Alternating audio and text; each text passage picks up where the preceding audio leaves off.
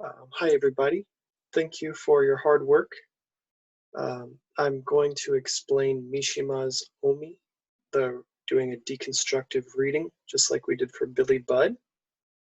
And after that, I'm going to do an intro to ideology critique, which will come after this explanation of Mishima. So in Mishima, what we needed to do was we need to see which character seems strong and which character seemed weak, and then look for evidence that undermines the strong weak binary. Basically, look for the place where the strong person doesn't seem so strong and the weak person seems kind of strong. So that's what we were doing with Mishima Omi. So Omi seems strong, right? He has large footprints. His shadow stretches defiantly, right? He's like rebellious. It's parallel with the trees. His shoe tracks seem determined and powerful. He has a friendly shout full of power. He has youthful white teeth, which maybe means he's healthy, and teeth is like strong, like an animal maybe. Dexterously, which means like he's good with his hands. He can move fast. He has a strong outline of his hardened jaw. So like even his jaw is hardened, like that. So that's Omi. So Omi seems strong, but really he is a lonely person, right? Loneliness is the weak spot in his armor. But why does he need armor? Like, of course, like soldiers have armor, but why would a normal person need armor? Is he too weak? Is he like protecting himself? Oh, I need to protect myself, right? He seems unsure how to act. Welcome with an imitable smile and a friendly shout, or treats others with as a snot-nosed child beneath contempt, right? He's not sure how to act. Is he going to be like, hey, how's it going? And then suddenly change, oh, I don't like you.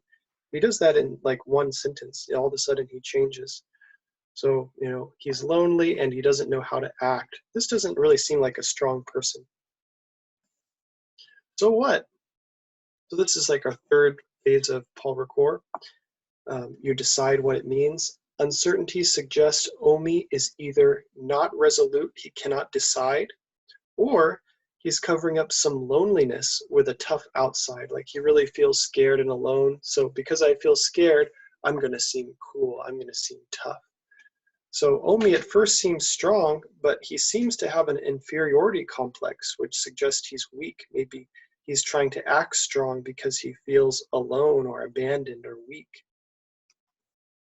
So here's the answers for the Omi and I worksheet. So Omi seems strong, right? These are the things, the descriptions that suggest that he looks strong. These are the descriptions that suggest that he does not look strong. And I seems weak when you first see him, right? He has frail ribs, he has weak motor skills, he's like afraid, his cheeks turn red. But he is the one who sees the truth, right? He realizes the other's weakness. He realizes that the other is weak. He notices the weak spot in the armor. So that kind of changes the binary and challenges the strong weak binary in Mishima's Omi. So now I'm going to introduce ideology critique. This is what we're going to talk about for the next few weeks. And I thought now would be a good time to do that. So our topics are false consciousness, Roland Barthes, I'm sorry I misspelled that, Roland Barthes Structural Marxism, which is his book Mythologies. That was before SZ, so we're actually going a little bit back in time in Roland Barthes' Ovoir in his works. And Paul Ricoeur's Masters of Suspicion. This is another idea of Paul Ricoeur. And so we're revisiting both Paul Ricoeur and Roland Barthes to introduce ideology critique, because they not only did post-structuralism together, they both did post-structuralism respectively, but they also both did ideology utopia respectively. So let's think about these ideas. You know, in Japan, we have Hinna Hotel with a robot staff. So instead of having a normal person greet you at the hotel, you have robots. Sometimes they look like people, but other times they look like dinosaurs. And so here's an example of this ideology critique. So there's the surface meaning, oh wow, robot dinosaurs? That is so fun. Kids can enjoy the lobby. What a great atmosphere, right? It's like a new idea, it's fun, robot dinosaurs. That's the message on the surface. But with structural Marxism or ideology critique or false consciousness, these are all the same things. You try to notice what the surface message is, but also what is beneath the surface. So the surface here is, wow, it looks so fun, great atmosphere. But what's happening under the surface? There's a false consciousness. Under the surface, fewer jobs for people, right? So because there's robots, that means people aren't working there, which means more people, you know, a lot of people wanted to work in hotels with hospitality, but you know, that job is becoming fewer and fewer. Less people can do that job, which, you know, a lot of people want to do. That's a fun job and it's good to have communication, but that job is disappearing. It's being replaced by robots. That's happening under the surface that you won't notice unless you think about it. If you only notice the fun dinosaurs, you will forget that there are fewer jobs for people. Unemployment will rise, right? Because there's less jobs for people.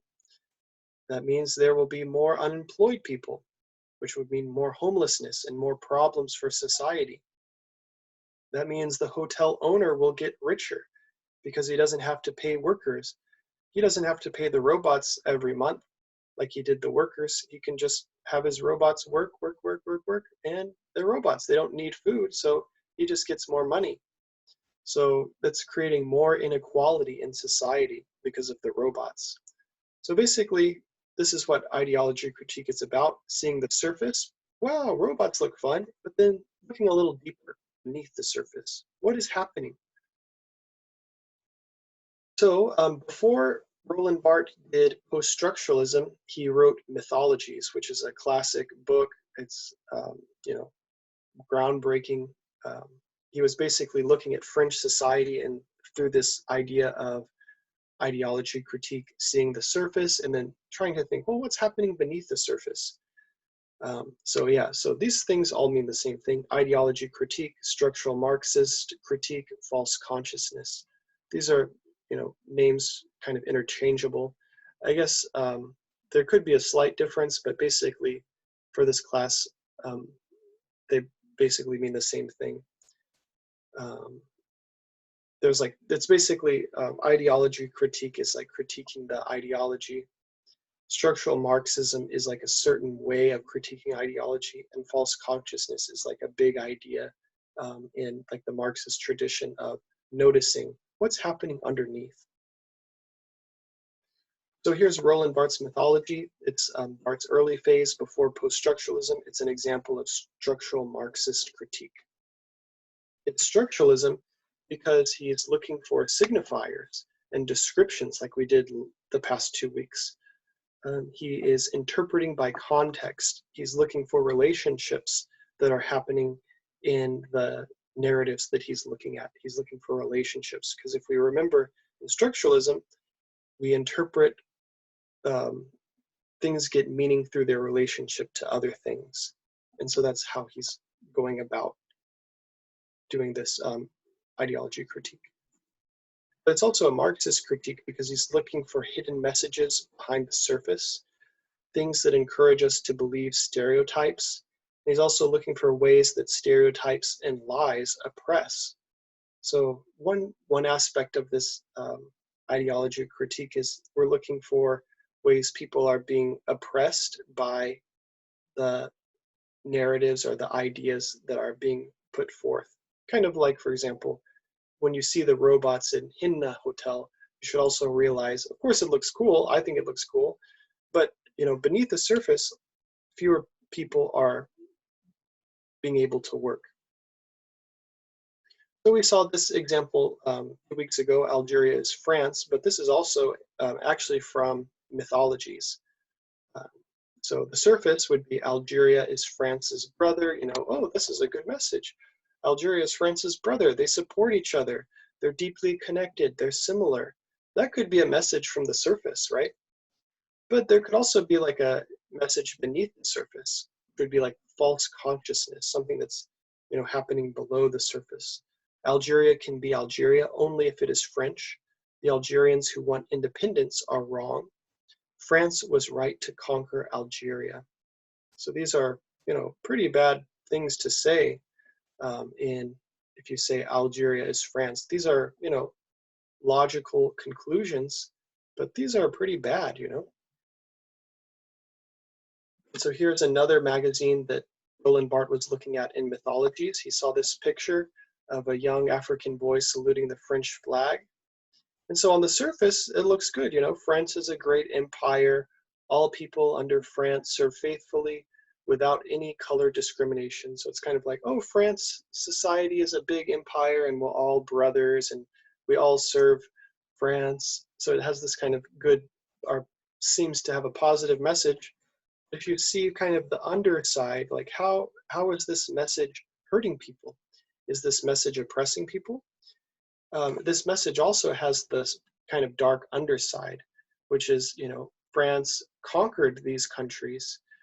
They erased their culture. You know, maybe they had their own culture, but France was saying, no, you need to follow our culture now.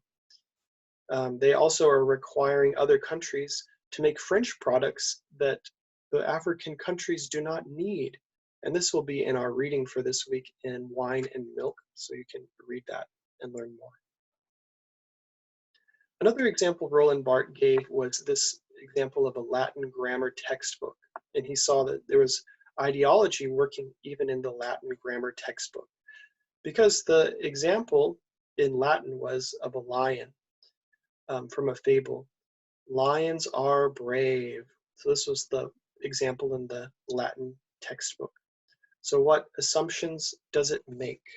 Lions are brave in a Latin textbook. You should learn Latin. The predicate should always agree with the subject, and fables are good examples to pursue these worthy goals. But remember Derrida's cat? The lion of the fable is just a stereotype. The stereotype can't move. So this Latin textbook is kind of to say like, oh, isn't lions are brave? Aren't they brave? They're kind of solidifying the stereotype, reinforcing the stereotype.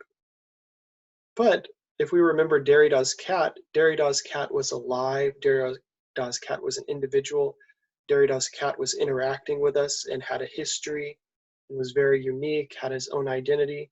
And really, Derrida's cat is a lot more wild, could be a lot more brave than the lion, is a lot more untamable. The lion, even though the textbook might say it's wild or brave, it's not, it's just kind of a flat, that's just a flat stereotype. But Derrida's cat, which is moving, living, breathing, looking at me, reacting to me, is a lot more wild and is a lot less able to be contained in a stereotype, which the Latin textbook reinforces. So here's another quote from Mythologies. To see someone who does not see is the best way to be intensely aware of what he does not see. So this is actually a very deep phrase. I thought this was a very great sentence. I'll show you the story that it was used in. But basically, to see someone, you're seeing someone who does not see. So basically, when you see someone who is blind, that is the best way to be aware of what they don't see. So, right? So the blind person, there might be something in front of him, but what is that something in front of him? When you see the blind person, that makes you realize the thing that's in front. I'll give some examples. Like, for example, there's a boy playing on the train tracks. He thinks, wow, these train tracks are fun. I like Thomas the Train. I love playing on trains. I love trains. They're so cool. Dun-ga-dun, dun-ga-dun, right? but he might not realize, hey, there's a train behind him. It's dangerous. You need to be careful. But because he doesn't realize it, he's just kind of in the false consciousness and the dream and the ideology. Wow, trains are fun. But we can see what's happening beneath, right? There are trains behind him. The trains could be coming. You need to be careful. So here's another, I'm going to show you this clip from Charlie Chaplin. This was another thing that Roland Barthes talked about in Mythologies. Barthes really liked this movie about Charlie Chaplin. In this movie, Charlie Chaplin is working in a factory, and he is working so hard. He's screwing bolts onto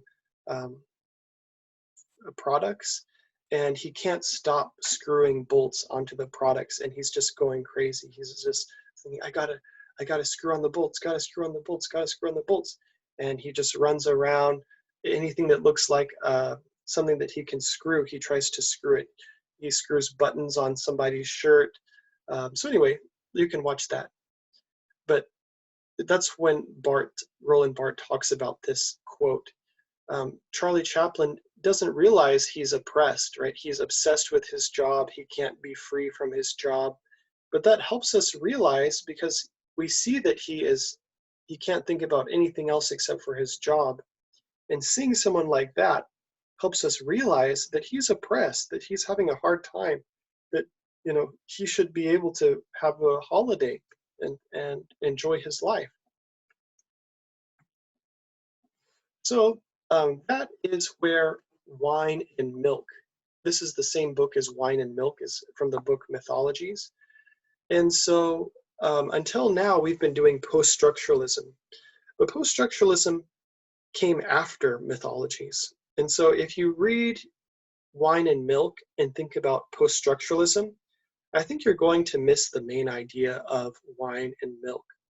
Like, what Wine and Milk is talking about is looking at wine and seeing the signifiers of wine in French society. Like, what are the stereotypes of wine in French society? And he's comparing them to other drinks like milk and whiskey and things like this, and comparing those stereotypes. But then he tries to think, well, what's under the stereotype? What are those stereotypes hiding? Or what is going on behind those stereotypes?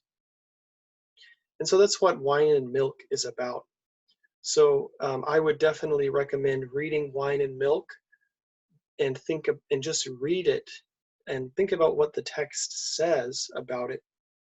And yeah, sometimes post-structuralism works really well. And I thought that it worked really well with the examples that we did in our class, like for Omi or Billy Budd. Like the one by Billy Budd, I drew from Barbara Johnson. It's like a classic example of deconstructive analysis.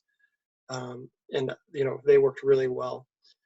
But if you look at some things and you try to like make it be deconstruction, you might miss some important details. So it's really important just to read the literature as it is, and then after you read, then you can, the first step is reading, as Paul Ricoeur says. The second step is you think deeper, you analyze it, you think, how could I draw out more meaning? How could I go deeper into this? And it's at that stage that you might use post-structuralism or ideology critique. And sometimes, now that we know both, some texts will work better for ideology critique, some will work better for post-structuralism. But it's good to have many different ways to see a situation, so you can think deeper and have better conclusions about stories, about narratives. And of course, the third stage is making a decision about what it means. So anyway, basically, Roland Barthes' Wine and Milk, you want to read that through the ideology critique lens, not so much from the post-structural lens. So now we revisited Roland Barthes. Now we're going to revisit Paul Ricoeur, just because he also says some things about ideology critique. So here's some of his ideas: Masters of Suspicion, and then we're going to review Hermeneutical Arc and Journey of the Self. So here's the Masters of Suspicion. Here's one quote about this. So basically, Masters of Suspicion is, basically ideology critique. And it's basically like these 3 steps. As you probably noticed, Paul Ricoeur is often having like a 3-step process. So the first stage in this Masters of Suspicion, another name for it is the hermeneutics of suspicion. You find yourself a slave. And then the second stage is you understand your slavery. You kind of are able to realize, ooh, I'm just following stereotypes. You understand that they're stereotypes. And then through that process of understanding the stereotypes, that there's more, there's something behind, you rediscover yourself as free. So basically that's the stage. You are a slave, then you understand how the slavery works, and through understanding, you become free. And so that's what this kind of Masters of Suspicion is about. And so these are hugely important figures in the history of thought, for literature studies, literary studies, cultural studies, sociology. These are Marx, Nietzsche, and Freud. These are the masters of suspicion, because for Paul Ricoeur, he uses these 3 guys primarily as like the main people to understand the slavery of people in modern times. And he uses all 3 of them to, do that 3-stage thing where, you're a slave, you understand your slavery, and then you can break free. And that's also parallels with the hermeneutical arc, right? Where you learn the contents, you critique the contents, and that's what these 3 guys are for. They're here to critique the contents, help us think about it more deeply, see the underside, and then you decide. That's like the 3rd stage of the hermeneutical arc. So here goes. Freud, Nietzsche, and Marx. So Freud is first. He's the famous psychoanalyst. So here's how Paul Ricoeur was thinking about Freud. Consciousness is not a given, a tadi maya janai. It is a problem or a task. So, the things that we see in our daily life, it's not just like, oh yeah, there's the grocery store, there's my food. We need to think, what else is happening underneath? That's what this unconsciousness is about. You need to think about what's happening. So for Freud, Ricoeur calls this the archaeology, looking for meaning in the past. We must find the true self by growing through the false selves that mask the true one.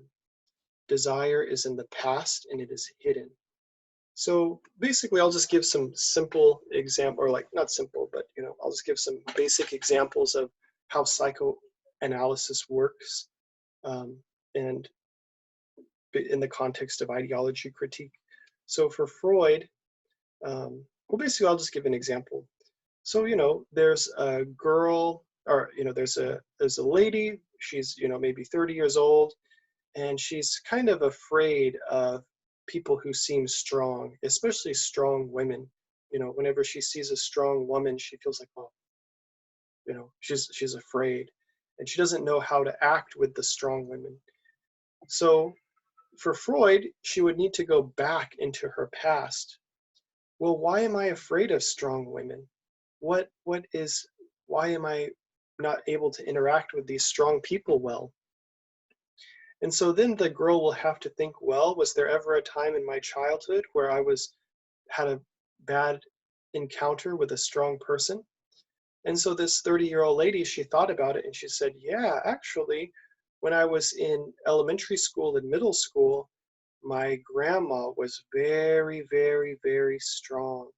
And this girl actually said she grew up in Jamaica, and all of the other kids were playing, and often there was playing in the dirt, and they would get dirty in the playground.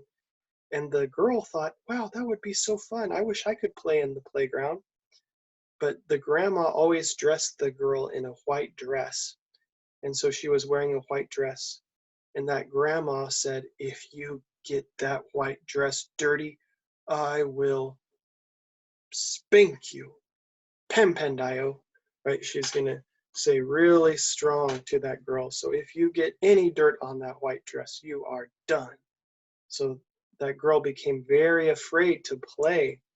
So even on the fun time for the little girl, she couldn't enjoy. She was too scared. She was remembering her scary grandma, the grandma who was scaring her to say, if you play in that white dress, I'm going to spank you or I'm going to hurt you, right?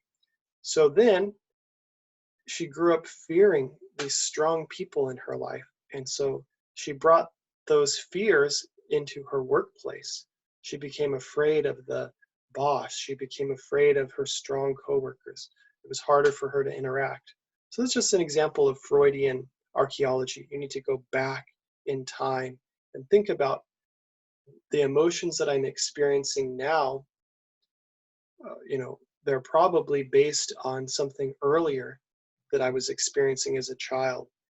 And so basically, for Freud and for like psychoanalysis, how would we break free? Because we know that we're being afraid of this strong people, not because they should be afraid of, but because we're just reliving our pain. We're feeling those strong emotions again, and they're resurfacing, they're coming back. And that's what Freud calls the return of the repressed, but I didn't make a slide about that. But the return of the repressed is you have these strong emotions, but they're buried. You hide them. And because you don't deal with them, because you don't think and analyze them, those feelings will come back.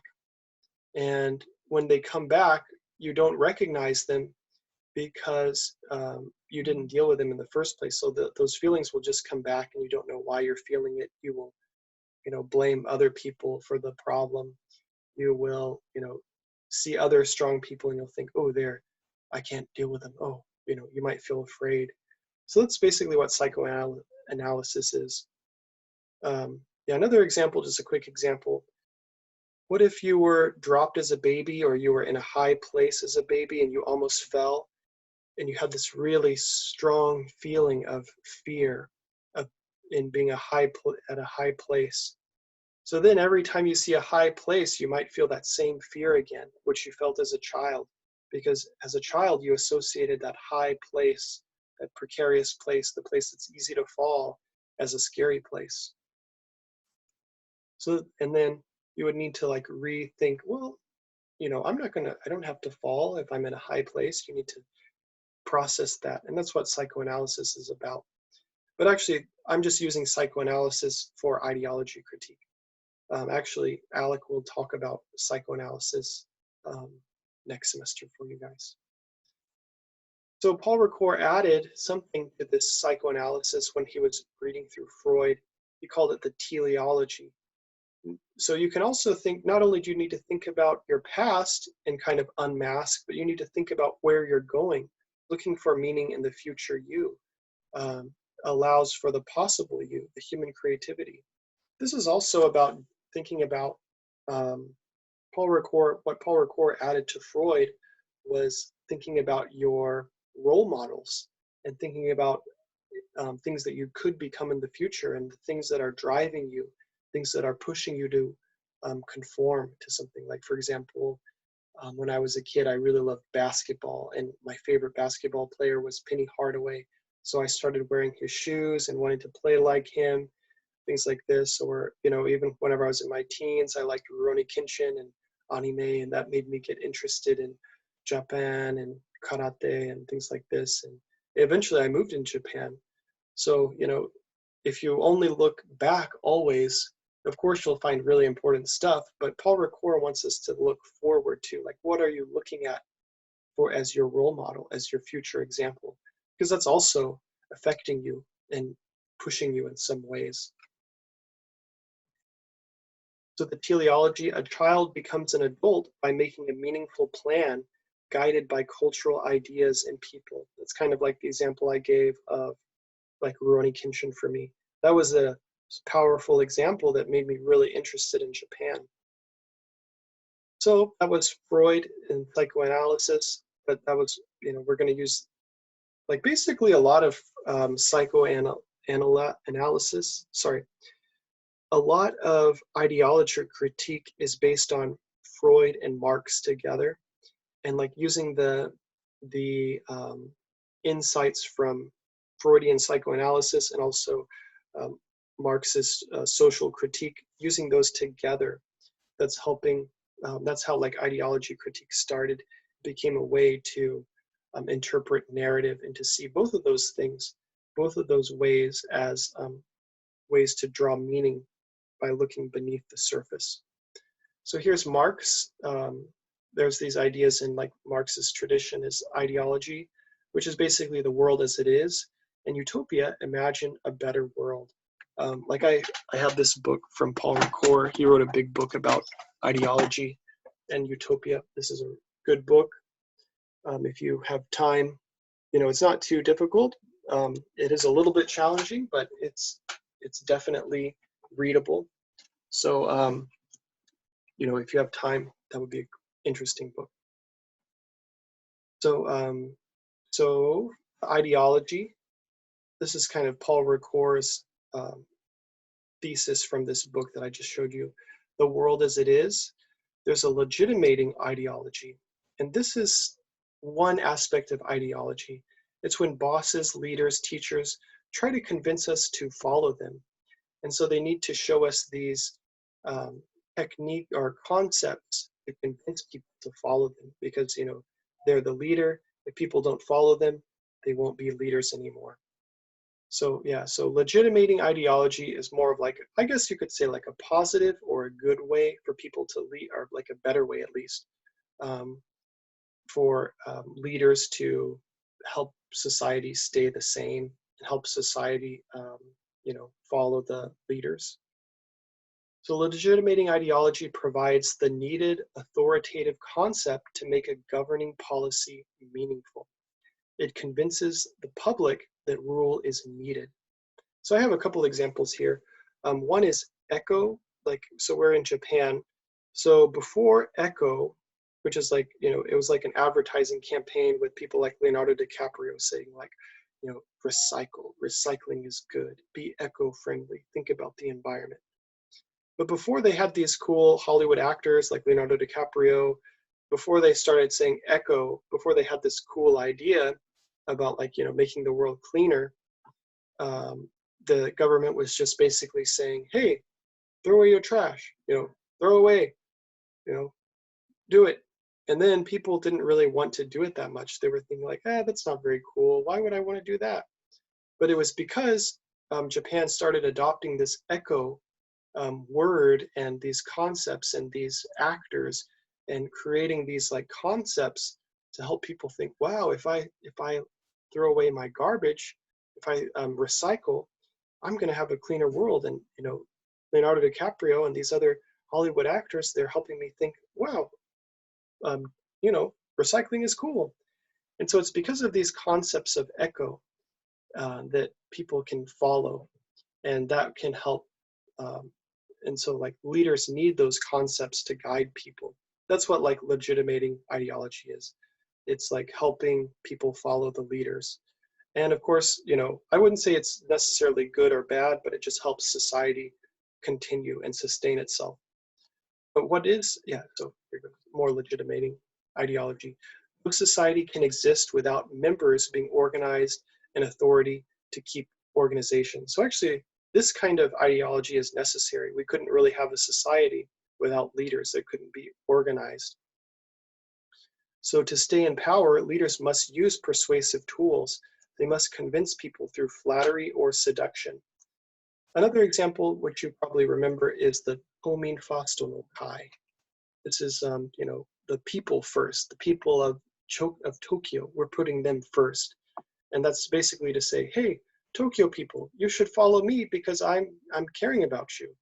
This is also another of those like legitimating ideology concepts, which helps try to convince people to follow the leaders. That's like Yuriko Koike. So now there's like more of a kind of an evil version of ideology. It's like when the authority becomes domination. And Paul Ricoeur calls this the distortive ideology. And so this is not something that's good. But basically, distortive ideology pretends to be good for everyone, but it is only good for a subgroup. So for example, ultra nationalism, and of course, I wish every country well, and I wish every country could be happy. Everybody could be well and have enough food and be healthy and happy. But I think people have heard probably stories about North Korea, how everybody needs to almost love their leader, Kim Jong Un, with like all their hearts. They need to really just say, "Oh, he is the best guy," and they sometimes the the North Korean people cry when they see him. They throw him flowers, but at the same time, their country is having a lot of hard times. Like they they don't have a lot of people don't have enough food to eat. They can be thrown in prison really quickly if they say the wrong things. So there is this leader who acts like I'm good for everybody, but he's the country is really struggling, because he's not really being good for everybody. He might be good for his family, he might be good for rich people, but there's a lot of people in North Korea that he doesn't seem to be helping enough. At least if people, what I've heard is that people are going to jail really easily. People who have a little bit different idea, they're either dead or they go to jail. Um, also, so I've heard a lot of people don't have enough food. So that's kind of an example of a distortive ideology.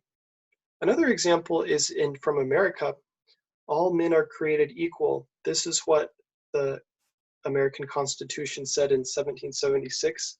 So almost 200 years before the civil rights movement. So even though America was always saying all men are created equal, for 200 years, women couldn't vote. I think they had a hard time owning property. Men or people from other countries, they were either treated as slaves or not treated as equal. Um, you know, even poor men, they couldn't vote unless they had property. And so all men are created equal. They would act like, oh yeah, we're good for everybody. But in the real, behind saying that we're good for everybody, there was a lot of inequality. People who didn't have property, they couldn't vote. Women couldn't vote. They couldn't give their opinions. People from other countries were treated really poorly, almost as slave and even as slaves. And so even though they said all men are created equal, there beneath that there was some evil going on, and they were pretending to be good for everybody, but they weren't being good for everybody. And even all men are created equal, I think that's a good idea, but it was a distortive ideology, because they were only saying that. While they were saying that, they were not treating everybody equal in America. So that would be an example of distortive ideology. So another aspect of Paul Ricoeur's ideology, Utopia, is utopia. This is like a major theme in like the ideology utopian tradition, or like the Marxist tradition. It basically includes imaginary or figurative language. It's basically critiquing ideology. It's a way to imagine a better world. So here are the 3 stages of Ricoeur's ideology. We talked about ideology identity in the first video, or my first week's video, that their ideology identity is basically, there is a part that is you, that is essential to your identity.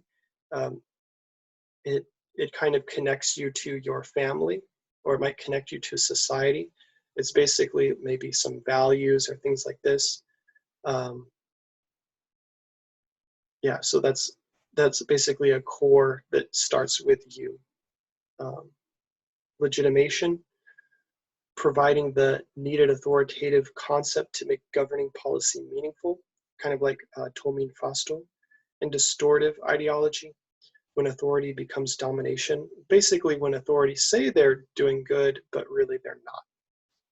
And so ideology, I've read, like Paul Ricoeur, you could think of this as a picture. It's like something that is set. something that stays the same. Kind of like maybe a picture of you when you were 16. You know, that picture is kind of part of your past, and it stays the same. The picture won't move. It will just kind of take a snapshot of where you are. Utopia is kind of like fiction. It's like imagining the possible you, what you could become. And so, yeah, so Paul Ricoeur, like I said in the previous video, ideology and utopia spiral. They go up, spiral.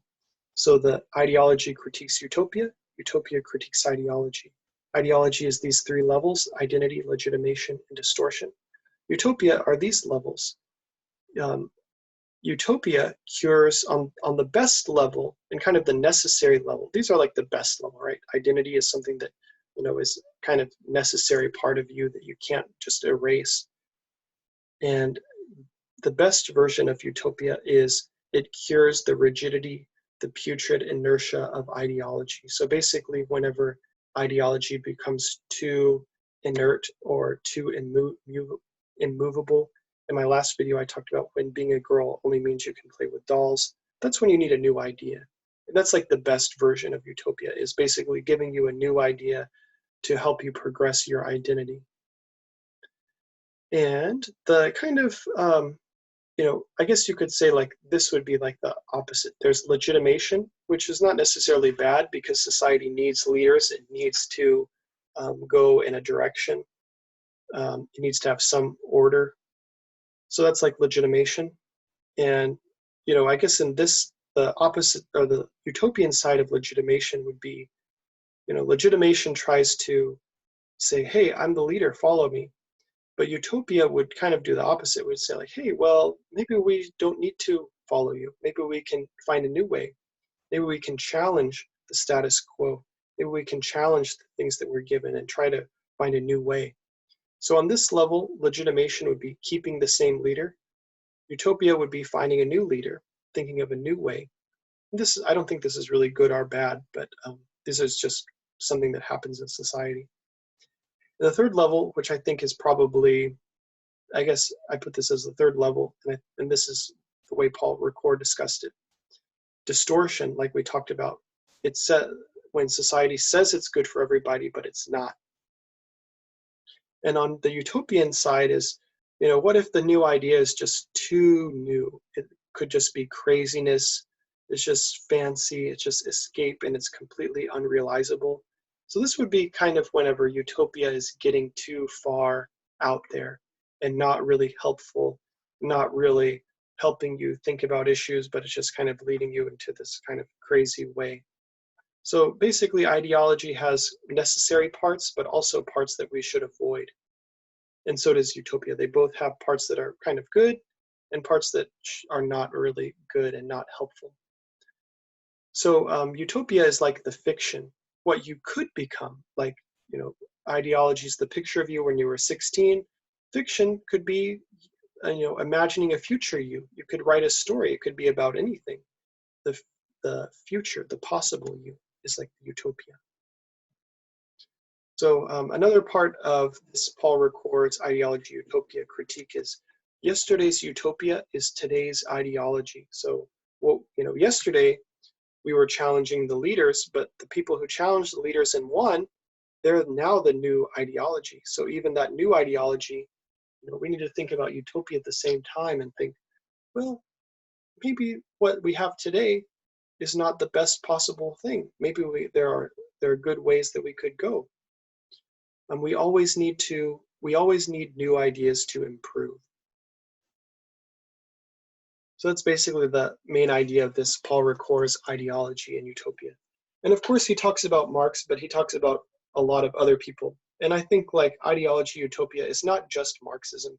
It's a lot of other things as well, but it's dealing with these main ideas of ideology and utopia, which is, you know, major idea for politics, for thinking about narrative, thinking about society, sociology as well. So this is actually how Marx thought of not just Paul Ricoeur, but Marx. And this is just an example of like Marxist ideology critique. So there was, before Marx, one of the major philosophers of his time was Hegel. And Hegel's idea was we need to think about an idea that will free us. Like, we're not free because of our thinking. Our thinking is keeping us chained. Our thinking is making us slaves. And so what Marx said was, no, man. What if you have a new idea? What if you have what if you're free here, but you're working these horrible jobs? Like, one big thing about Marx was he was writing during the Industrial Revolution, when people were working like 20-hour days, like worse than salarymen. They could never see their families, and people were dying really young. They would be dying when they're 20 or when they're 30, because they were just work in these factories, and they would just be poor people. They wouldn't get enough money, and they basically just waste their lives in a factory. And so Marx would look at those people and he would say, hey, so are you telling me that if I have this good idea, I'm free in my mind, but I'm still going to die when I'm like 20 or 30? I'm going to have diseases. I can't support my kid because I'm working myself to death. I'm like a karoshi. So Marx says, no, man, even if you have good ideas, you don't have enough money, you need help. And so that's why for Marx, he thought, just looking at this idea, that is an ideology. Even Hegel for Marx was an ideology. Like, for Marx, you needed to change the living conditions. People needed to have more equality. People needed to have more free time. People needed to have more stability and things that can support their life, like money, like food, like a place to live, and also free time. So anyway, that's basically how Marx thought of, that's like the example of how Marx thought of this ideology critique. I guess you could say it's one of the original ideology critique. It was basically thinking you can't just be free in your mind, you have to be free in your physical living conditions. And so the last person is Nietzsche, but we will talk about him next semester. But for Paul Ricoeur, he is one of the masters of suspicion. So basically, these are ideas that we'll talk about next semester, but for Nietzsche, he says we should admire the powerful. Like, for Nietzsche, he thought that, in Western society, partially, like, he would partially blame religion, like Western religions, for like admiring the weak. But Nietzsche says, no, that's just an ideology. We need to admire the powerful, because the powerful people are going to progress society. Like, Nietzsche talked about the Superman who will help society grow. Nietzsche also says to embrace the world as it is. Like, he was kind of, I guess you could say Nietzsche is like a critique of religion. He wants us to be happy with the world as it is, but he sees like Buddhism or Christianity as kind of making us look for something outside of the world as it is, and making us not happy with the world as it is, and not really caring about the world as it is. So yeah, so Nietzsche says, Buddhism and Christianity, all right, whatever, but what we need to think about is, the world as it is beautiful. There's beautiful things happening in the world, and be happy now. Make decisions that you will be happy with. And that's an idea called the eternal return, which we'll talk about later. And he says, we don't need to look for the other world. We need to think about this world, and, be good to this world, and protect this world, and love this world.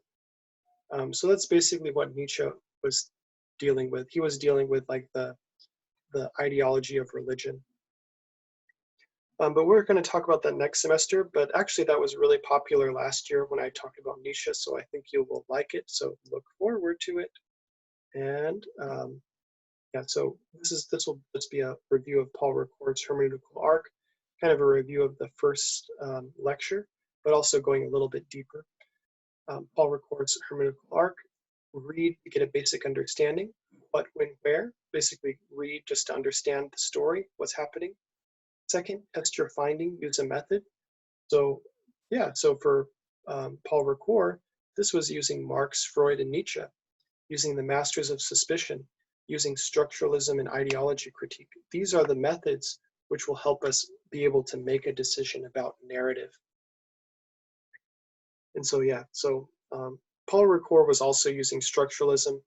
But he called Marx, Freud, and Nietzsche the masters of suspicion.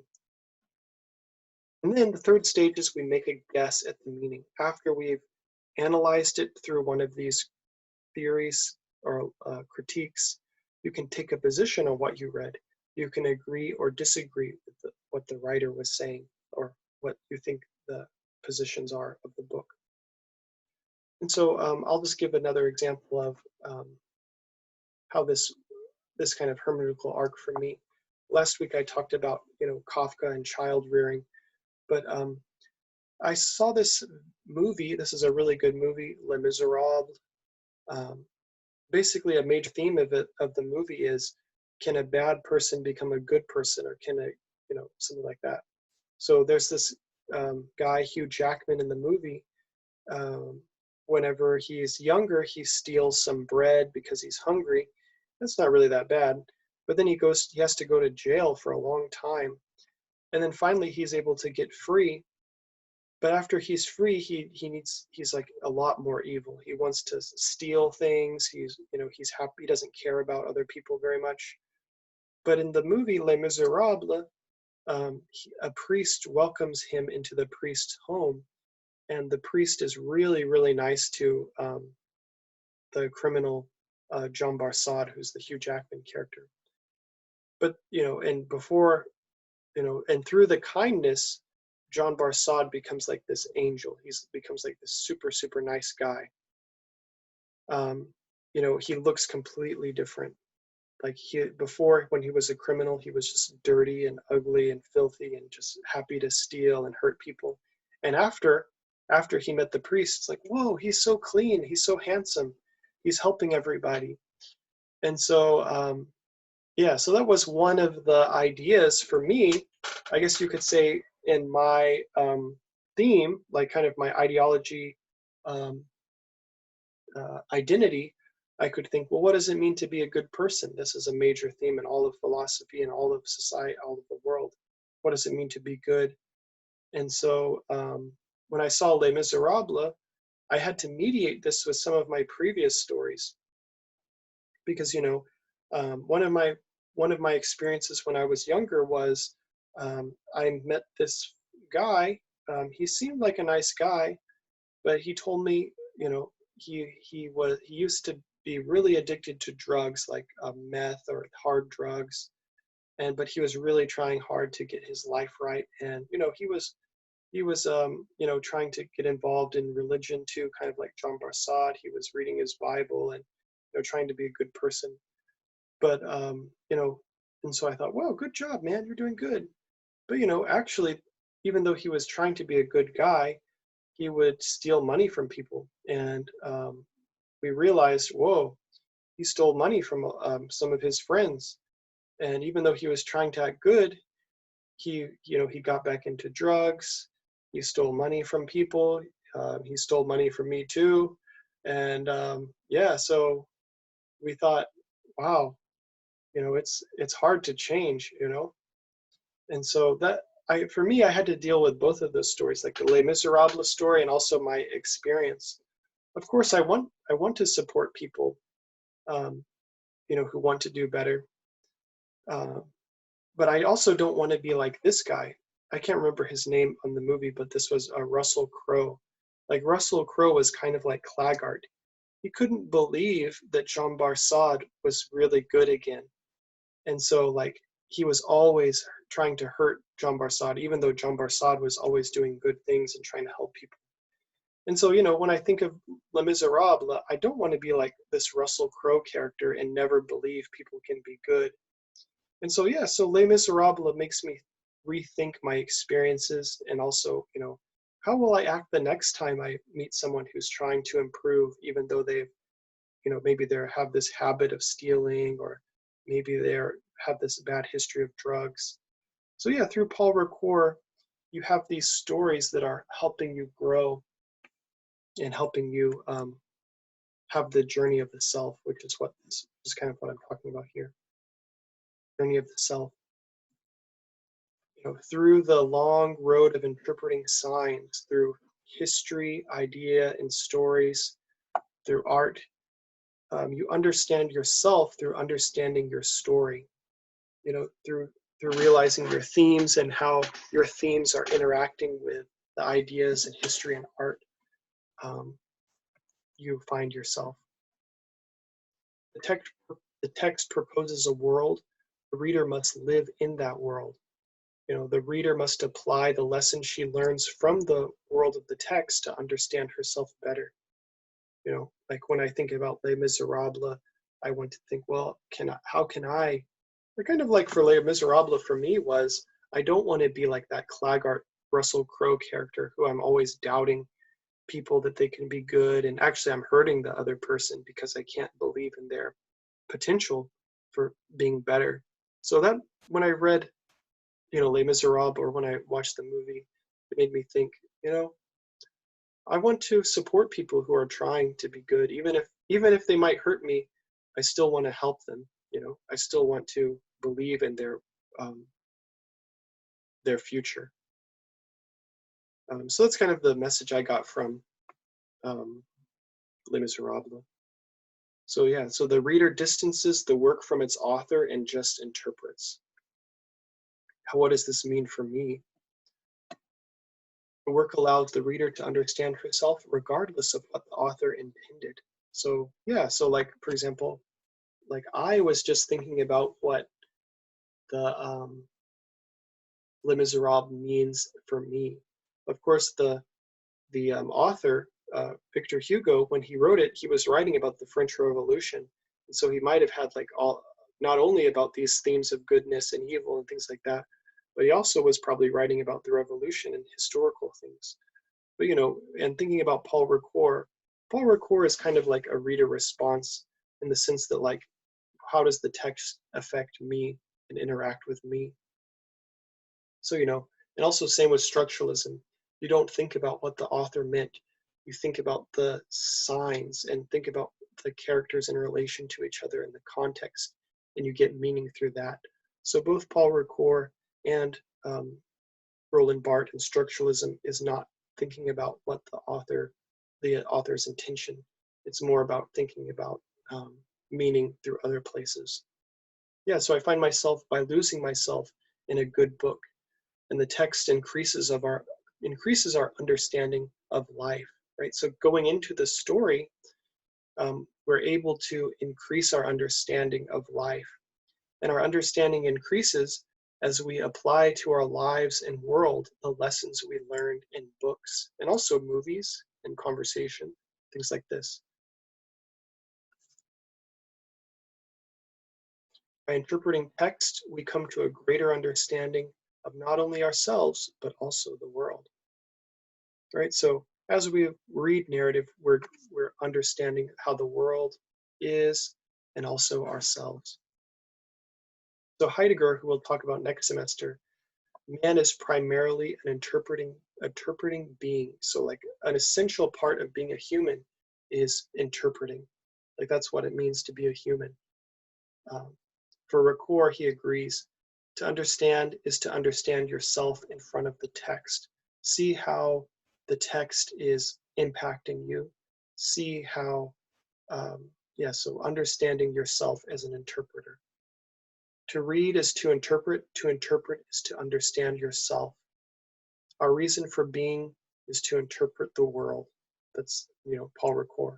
So basically, I really loved learning about Paul Ricoeur and these ideas because it makes literature a lot more meaningful. It makes reading and narrative basically the most important thing of being a human, or like the essential part of being a human is understanding who you are in the world, understanding the world, and so it makes literature extremely important. And so I hope you can also see the importance of literature through like Paul Ricoeur's ideas. All right, so that's the end. If you want to learn more about the bibliography, or if you had a question about any part, just let me know. Thank you so much.